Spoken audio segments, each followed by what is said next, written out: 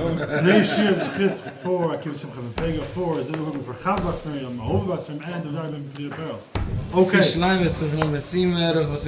Oh, mine. Just probably just watching, pushing the thing. Just make sure. Okay. Alright, cool. How you doing? Welcome back. Okay, so today we're gonna start by Chav Dalet Amud Beis. Sponsor of the thingy. Oh, thank you very much. We'd like to thank Aaron Dingle for sponsoring the children on the table and Mazel Tov on the birth of a baby boy. Okay, so we're starting now. The Chav Dalet Amud Beis. And again, of course, now that you're back, we say again, thank you for the Chodesh sponsor, Hashi. Wednesday. Next week. Okay, guys. I told my wife already to put away at night. Yaakov, you with us? You with us? Okay.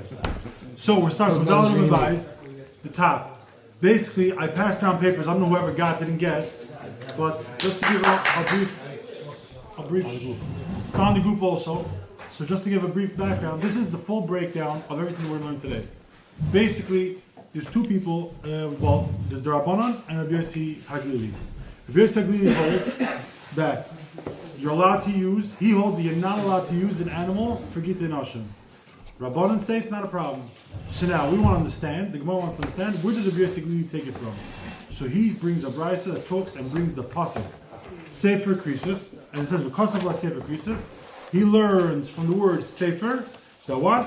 He learns it has to be dafka parchment. And he says, and the Vikasav law teaches you could be on anything. So he said, 1 second, if the Vikasav law teaches you could be on anything, then what do you use the Sefer for? So he ends up saying the Sefer tells you it could be on anything except for food or an animal, which is a live thing. Now we go back, just like always, the Gemara says, okay, if we basically holds this, then what does the Rabbanan say? And the Rabbanan says that it's that you should write something down. Sfira is Dvarim Ba'alma. You have to write down. You have to write down what's happening.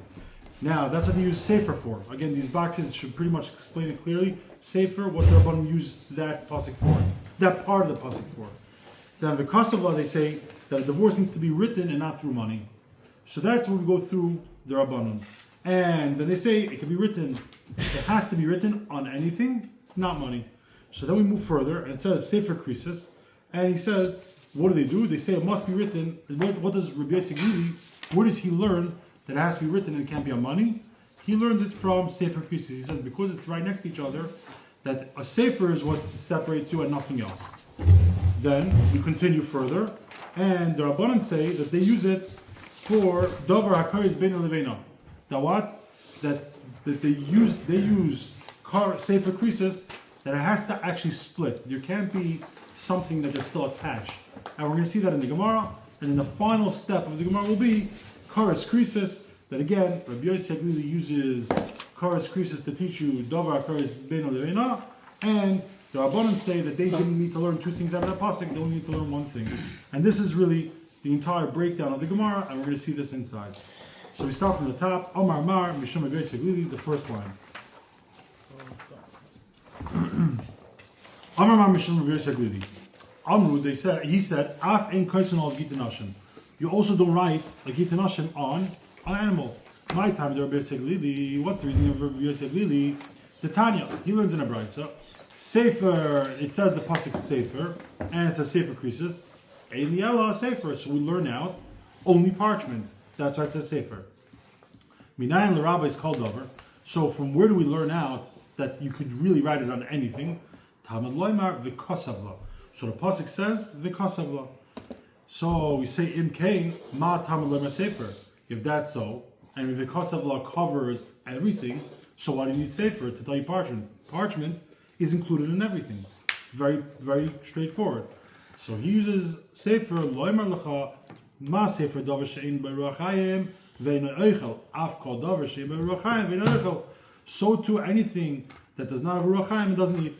That's what he learns it out. That's how he learns it. Now for Rabbanan, now that Rabbi Yossi Haglili says what he learns that entire pasuk from, what do they do with it? So they say, Iksiv b'sefer. Had the pasuk written b'sefer krisis with the letter beis, they would agree that it's talking about parchment. But the Rabbanan don't have an issue. for you to write on an animal. For them, it's okay to write on an animal. So what do they do with this pasuk? So they say iksiv bis sefer with the base. Because the amrit, it would be just like you. But basically, you say we'd be masking. Hashad iksiv sefer, but since it only says sefer without a base, what do we learn from it? The spheres dvarim ba'alma. Now, why do they learn the spheres dvarim ba'alma and not parchment? Because they have no problem with just writing it on an animal. So they need to learn something else. They have no issue with it. Rabbi Yossi had the issue. So they say it needs to be some sort of documentation with writing, and you have to write down what's happening, who's getting divorced from who, and so on. So they say, the spheres dvarim ba'alma. Dasa. Fine. V'rabanan hay v'kasav. Now, very good. We learned that's what they use sefer for. But what do they do with v'kasav? My darshibei. Hahum ebayluhu b'ksiva mizgrashes v'enim mizgrashes b'kesef. So they use the second part of the pasuk, the v'kasav law, that the only way to get divorced is through writing, not with money. So now, why would we need money? And like we said yesterday, because the same way you could be kind of a lady, you should be able to be divorce her. So I have thought, and like we said, in the Torah Arashal, if you look in the side, there's a bunch of psukim, and the third one says v'yatzami beisai v'halcha v'haisalish acher, the small pasuk. So in that same pasuk it says yatza and haisalish acher. She left this one man and she goes to the new one, and just like the new one she can marry with kesef sharobia, perhaps you would be makish, you should be able to get divorced. That's the thought. This yitzila avaya ma havai bekesef. Af yitzila bekesef. We should also be bekesef. Kamash Malon. No, that's what they use. That's why they needed this extra word in the pasuk to tell you you can't. Now this is the new part of the Gemara today, and again, it's all what we just showed in the paper. This new part of the Gemara starts just like the Gemaras always go. The flow is you say one thing, now we have to understand how the other person says it or uses it. So Rabbi Yossi Glili, where does he know that it has to be with a shtar and not with money? Because the Rabbanan have a way, not with money. Where does he know it from? So he learns it, Misefer Krisis Nafkale. Because it says in the first pasuk, if you look at the pasuk Aleph, again in Torah Arashon, the last three lines of that pasuk, it says, because of the Sefer Krisis. It puts Sefer Krisis right next to each other to tell you that what? Sefer Kursa ve'in davar Kursa. That specifically it has to be this Sefer, this writing, whatever it is, that cuts them off, and not anything else, or gets them divorced. Ve'idach hahum ebaya ledavar Kursa lebenai levena. And the ve'idach is the Rabbanan. Now, how do they know, or what do they learn out of Sefer Krisis? What do they learn out by the fact that these two words are together? They learn it out that it has to be something that's a final cutoff, meaning that you're divorced, a full divorce. What could be a situation that's a problem? Just asking you guys, what do you guys think would be a problem? A get that wouldn't work, a stipulation that wouldn't work. Anybody has any thoughts? No? All right. The thing would be, let's say, if you told her if you can't drink wine the rest of your life. Well, what happens if in 15 years from now she drinks a bottle of wine? Then retroactively she goes back to him. If he gives her a get on condition, I was going to say that. Yeah. So but there are tanais that work. Let's say she says for 30 days. Right. Well, that would work. But if you have an open-ended situation, that wouldn't work. Realistic. So that's what they use, the Sefer Krisis, the two words together in the pasuk. They learned that. Kidatanya, like we learned in Brisa, Hareza gitech almanas shleitish diyayin. I'm giving you a get on condition you don't drink wine. V'almanas shleitech levesav olam, and on condition that you should not go to your father's house for the rest of your life, right? In zek krisis, this is not considered krisis. Why? Because you can't have something which will be so open-ended that what happens if down the line she does it. But if let's say he gives her a get and says, Kol shleshim yoyim, that you can't go to your father's house for 30 days, or you can't drink wine for 30 days, I raise a krisis. Why? Because there's a cutoff date which gets them divorced. The idach, now Rabbi Yossi Glili, where does he learn this out? That it has to be sort of a final cutoff. Mikares krisis nafka. He learns it from kares krisis. Now, to explain what that is the word in the pasuk says v'kasav lo sefer krisis. It only says one. It only says it one. It says v'kasav lo sefer krisis. But he says, and Rashi explains it. If you look at the Rashi right before the Mishnah, the last Rashi right before the Mishnah, Mikaras Krisis, the Motzi Lemichtav Sefer Karas. It should have said Sefer Karas. Why did it say Krisis? You learn something out from that Saf. What do you learn out from that Saf? This situation that it can't be an open-ended tonight. It has to be closed. Great. So what do? We're going to ask, what does the Rabbanan do with this? And they're going to say, we don't need to learn something out of that Saf. It works out fine for us. We're just going to learn out the one thing. V'idach and the Rabbanan, Kars Krisis, Loi, Darshi. They don't need to learn something out of it, and it works out totally fine for them. So now we're going to go back to the beginning where we started today and do the recap, and then we'll call it a week. So we have over here, where did we start from? Omar. Basically, right. Yeah, the Omar is from yesterday. So we're in the middle of it. Where does he learn that you cannot get divorced with money and it has to be with a star, with writing?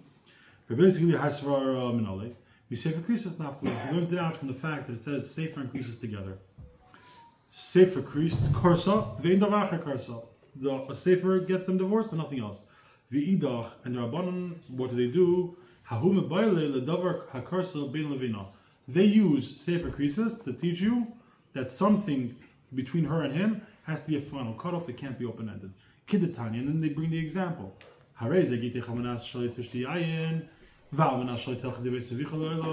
This is your get unconditional. You don't drink wine, or you don't go to your father's house all your life. Ein ze krisis. This is not a final cutoff. This doesn't work. However, if let's say he gives her a get on Tanai for 30 days, whether you can't go to your father's house or wine or any stipulation which has sort of a end date, that would work. V'idach. Now, what does Rabbi Yaglili? Where does he learn that there has to be a final cutoff and it can't be open-ended? Mikaras krisis nafka. He learns it out from the fact that the word krisis has an extra saf, so he learns out this part. Now we go back to the Rabbanan. What do they do with the extra saf? Very simple. V'idach karas krisis darshi. They don't learn out anything from this extra saf, and they're sort of finalized with that as well. And again, if you look at this chart that we made, I think it's pretty much straightforward. It shows the full breakdown. It shows the Rabbanan what they hold. It shows the mitigation is basically saying, it's explaining. Everybody's asking what the mitigation is, because Rabbi Yaglili says he learns out Sefer and the Vikasavla. And the Vikasavla includes Sefer. So the mitigation is sort of basically, I pulled this chart from someone else and I added a bunch of lines. So he had this mitigation. What this is showing you is that it can be from anything except an animal or food. That's the Sefer part. So basically it starts off Sefer, then we knock it off, but we use it to teach you that one part. Also, just a reminder, again, a thank you and a mazel tov for Aaron Ringel for sponsoring tonight and for the Simcha and on the birth of a baby boy. Have a good Shabbos.